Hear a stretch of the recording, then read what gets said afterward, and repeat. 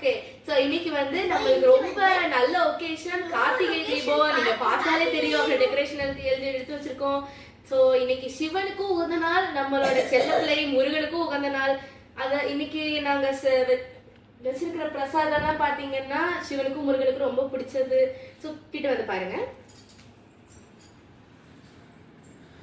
இனிப்பு கொழுக்கட்டை வச்சிருக்கோம், கார கொழுக்கட்டை வச்சிருக்கோம், அப்புறமா வடை வச்சிருக்கோம், அப்புறமா பொரியும் எப்பவும் வைப்பாங்க, அதனால அதையும் வச்சிருக்கோம். சரி, பிரசாதத்துல இருந்து கொஞ்சம் இன்ட்ரெஸ்டிங் ஃபேக்ட் செஞ்சுக்கலாமா?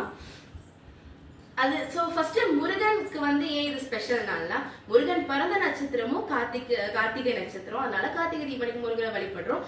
அதுக்கப்புறமா முருகனை வளர்த்தது 6 கார்த்திகை பெண்கள். சோ அதனால முருகனுக்கு கார்த்திகேயன்னு பேர் வந்துச்சு. எப்பவுமே நம்மளுக்கு ஏதாவது ஒரு கஷ்டத்தை அழிக்கணும்னாலோ, ஒரு நம்மளோட வாழ்க்கையில ஒரு பிரச்சனை தீர்க்கணும்னாலோ சிவனை கும்பிடுவோம்.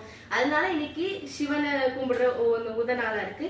அதுவும் வந்து கைலாஷ் மலைக்கு போய் சிவனை வழிபட முடியாதவங்களுக்கு திருவண்ணாமலைக்கு போய் கிரிவலம் போலாம். திருவண்ணாமலை தீபம் பார்க்கறதுல ரொம்ப பெரிய விஷயங்க. ஆனா நானும் போகணும்னு ரொம்ப நாள் ஆசைப்பட்டுட்டு இருக்கேன். சோ அதுவும் வந்து நம்ம கார்த்திகை தீபம் எப்பவுமே பௌர்ணமி அடுத்த நாளும் பௌர்ணமியிலேயே கார்த்திகை தீபம் வரும். ரொம்ப ஸ்பெஷலான நாள்.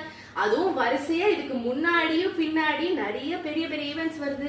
அதாவது என்ன, சோமவார பிரதோஷம், அந்த மாதிரி நிறைய விஷயங்கள் வருது. அடுத்த ஐப்பசி மாசமும் பிறக்க போது, நிறைய ஃபெஸ்டிவல்ஸ் இருக்கு. அதனால இன்னைக்கு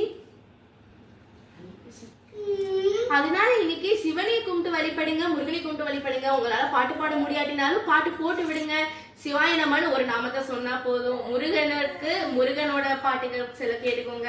சோ இன்னைக்கு வந்து சிவனையும் முருகனையும் நல்லா வழிபடுங்க. ஏன்னா உங்க வாழ்க்கையில பிரச்சனை எல்லாம் தீர்ந்து போக பெரிய சான்ஸ். சோ நான் இன்னொரு வீடியோ உங்களை பாக்குறேன், இன்னொரு பெரிய ஃபெஸ்டிவல்ல பாக்குறேன். பாய்.